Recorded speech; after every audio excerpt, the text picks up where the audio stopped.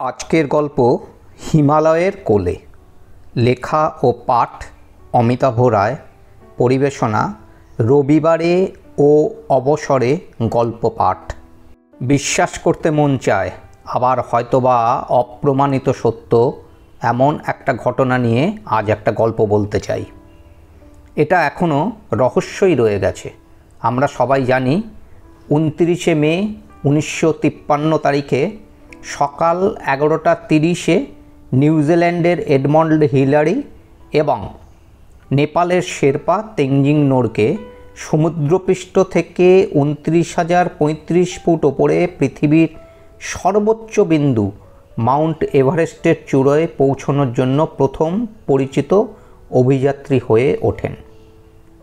অপরদিকে জনশ্রুতি আছে একজন ব্রিটিশ পর্বত অভিযাত্রী এসি আরভিন এবং জর্জ ম্যালোরি 100 বছর আগে 1924 সালে প্রথম এভারেস্টের চূড়ায় ওঠেন, কিন্তু স্রেফ প্রমাণের অভাবে তারা সেই স্বীকৃতি পাননি। দুর্গম হিমালয়ে মিলিয়ে গিয়েছিল অকুতোভয় দুই প্রাণ। অ্যান্ড্রু কোমিন স্যান্ডি আরভিনের বয়স তখন 22 আর ম্যালোরির 37। কেমব্রিজ বিশ্ববিদ্যালয়ের স্নাতক স্কুল শিক্ষক ম্যালোরি প্রথম বিশ্বযুদ্ধের সময় ছিলেন ফ্রান্সে। যুদ্ধের শেষে দেশে ফেরার পরই পাহাড়ের নেশা চেপে বসে ম্যালোরির। বারবার ছুটে গিয়েছেন হিমালয়ের কোলে। কুয়াশায় ঘেরা বরফ আচ্ছাদিত হিমালয়ের কোথায় হারিয়ে গেলেন তারা? আজও পৃথিবীর সেরা রহস্য সেটি। 1924 সালের 8ই জুন জর্জ ম্যালোরি এবং স্যান্ডি আরভিন এভারেস্টের চূড়ায় আরোহণের জন্য যাত্রা করেছিলেন, কিন্তু তারা আর ফিরে আসেননি। তাদের মৃতদেহ বা কোনো চিহ্ন খুঁজে পাওয়া যায়নি। প্রায় 75 বছর পর 1999 সালে ম্যালোরির দেহ খুঁজে পাওয়া যায়। আমেরিকার এক অভিযাত্রী দল তার দেহ খুঁজে পায়। 75 বছর ধরে হিমালয়ে পড়ে আছে একটি দেহ, কোমরে দড়ির দাগ। শুধু কাছে নেই ম্যালোরির স্ত্রীর ছবিটি। প্রিয়তমার এই ছবিটি এভারেস্টের চূড়ায় রেখে আসার কথা ছিল। সন্দেহ আরও বাড়ে, তাহলে কি এভারেস্টের চূড়াতেই আছে স্ত্রীর ছবিটি? হয়তো আরও কয়েক বছর পর এভারেস্টের চূড়ায় কেউ খুঁজে পাবে এক নারীর ছবি। প্রচণ্ড তুষার ঝড়েও যে ছবিটি বরফের গায়ে লেগে আছে এক না লেখা ইতিহাসের সাক্ষী হয়ে। সেই নারীর নাম রুথ ম্যালোরি, জর্জ ম্যালোরির স্ত্রী। জর্জ ম্যালোরি হিমালয়ে কেন যেতেন? এই প্রশ্নের উত্তরে তিনি বলেছিলেন, কারণ এটি সেখানে আছে, বিকজ ইট ইজ দেয়ার। এই বিখ্যাত উক্তিটি 1923 সালে একজন সাংবাদিকের করা প্রশ্নের উত্তরে তিনি দিয়েছিলেন।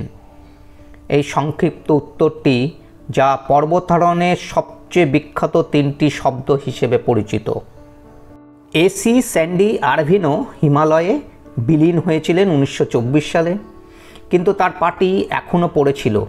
দেহের বাকি অংশ কোথায় কেউ জানে না, শুধু পাটি আছে বরফের কোলে। এরপর 2019 সালের সেপ্টেম্বরে এভারেস্টের উত্তর দিকে একটি অভিযান চালানোর সময় ন্যাশনাল জিওগ্রাফিক দলের সদস্যরা এভারেস্টের একটি হিমবাহ থেকে বুট ও মোজা পরা পায়ের অংশবিশেষ খুঁজে পান। বুটের ভেতরে এসি আরভিন লেখা ছিল, যা থেকে এটিকে স্যান্ডি আরভিনের পা হিসাবে চিহ্নিত করা হয়েছে। 100 বছরের নিঃসঙ্গতা নিয়ে পড়েছিল পাটি। এই পা হয়তো প্রথম এভারেস্টের শিখর ছুঁয়েছিল।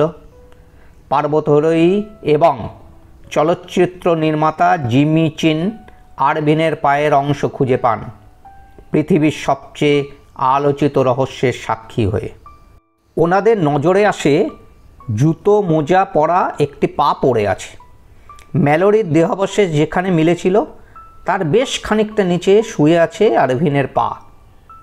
ওই দলের সদস্য জিমি চিন বলেন, মোজাটা তুলে দেখি একটা লাল রঙের লেবেল, তাতে সেলাই করা আছে আরভিনের নাম। দেহের বাকি অংশ নেই, নেই আরভিনের কোডাক ক্যামেরাটাও। এই ক্যামেরার হদিশ পেলে হয়তো ইতিহাস অন্যভাবে লেখা হতো। আরভিনের পায়ের খবর শুনে কেঁদে ফেলেন জুলি সামার্স। জুলি আরভিনের বংশধর এবং তার জীবনীকারও বটে। তার কথায়, আমি ছোটবেলা থেকে হারিয়ে যাওয়ার কথা শুনে এসেছি। যেদিন ম্যালোরির দেহ মিলল সেদিন ভেবেছিলাম আরভিনের দেহও নিশ্চয়ই পাওয়া যাবে। ম্যালোরির দেহ উদ্ধারের 25 বছর পর মিলল আরভিনের পা।